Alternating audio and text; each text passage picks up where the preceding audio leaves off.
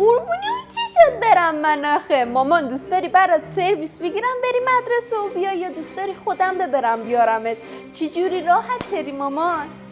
من اینجوری راحت تر بودم که برام ماشین میخریدیم خودم میرفتم.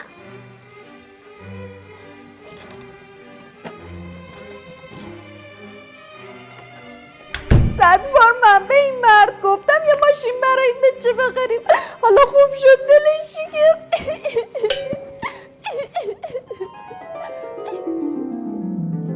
ببین مامان، میدونو که رد کردیم میری سمتی راست، بعدی بزرگ را اولین کوچه سمتی چپ نوشته دبستان، برو همونجا مامان. ولی مامان من که سواد ندارم، تازه دست راست و چپ هم بلد نیستم، بزرگ را هم نمیدونم چیه.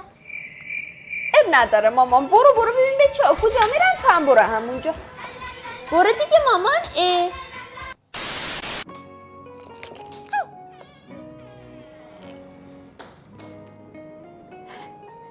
بیا مامان ببین چیا برای مدرسه گرفتم، چقدر قشنگن آخه خدا.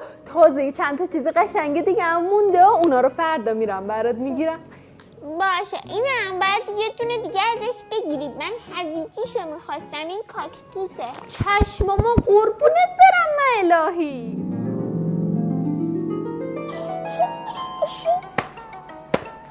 خب بیا مامان. ببین حواست باشه گم نشن خرابشون هم نمی کنی، تا آخر سال باید با همینا سر کنی. چشم. بیا مامان.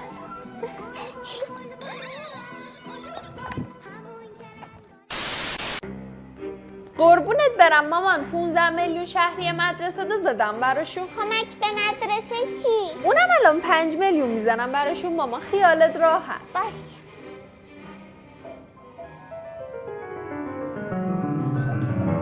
مامان هان چه ده؟ مدرسه گفت فردا 2000 تومن پول ببرم.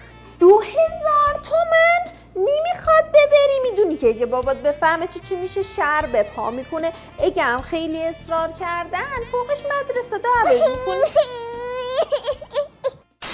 او قربونت برم الهی مامان، برات یه ساندویجی مرغ گذاشتم، اگه یه موقع دلت نخواست اینو بخوری برات یه سری تغذیه هم میذارم، اینا رو بخور. اگه باز اینا رو هم دوست نداشتی بخوری تو کیفت برات پول گذاشتم، برو بوف مدرسه هرچی دوست داشتی بخیر بخور.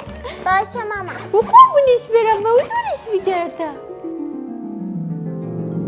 مامانی میشه یک کمم به پول بدی تا تو مدرسه خوراکی خوشمزه بگیرم؟ تو رو خدا خواهش میکنم. نه خیر، میخوای بری آتشقال بگیری بخوری سردل کنی تازه مریض بشی کلی پول بذاری رو دست ما؟ نه مامان برو همون لقمه‌ای که دادم دستت رو بخور. آخه این لقمه نیم ساعت اولش خالیه. ده برو پس.